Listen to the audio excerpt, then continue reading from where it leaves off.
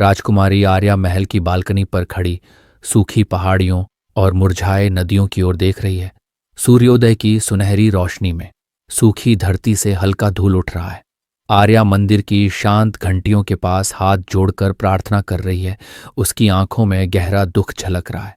चारों ओर की धरती फटी और बंजर है, उसकी पीड़ा की तरह। राजकुमारी आर्या राजा और ऋषियों के सामने खड़ी है। उसकी आंखों में आशा और दृढ़ निश्चय झलक रहा है।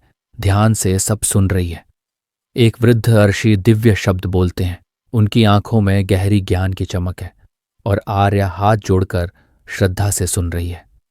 आर्या की आंखें चौड़ी हो जाती हैं और वह आश्चर्य और संकल्प के साथ सुनती है जब आर्षि मिस्टिकल ब्लू फ्लावर नीलकमल के बारे में बताते हैं। सांझ के समय आर्या अकेली घने जंगल में चलती है। सूरज की आखिरी किरणें ढल रही हैं। उसका चलना दृढ़ और संकल्पपूर्ण है। आर्या पूर्णिमा की चांदनी में ध्यान करती है।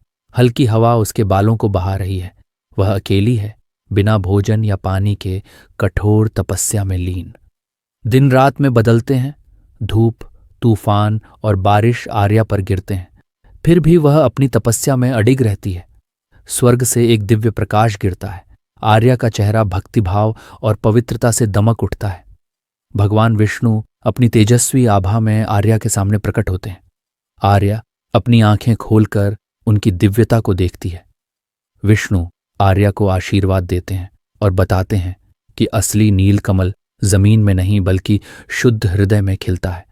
आर्या की आंख से एक आंसू सूखी धरती पर गिरता है और उसमें दिव्य प्रकाश झलमलाने लगता है। आंसू के पास जमीन से नीलकमल खिलता है। उसकी चमक आकाशीय और पवित्र है। बारिश आर्या और धरती पर गिरती है।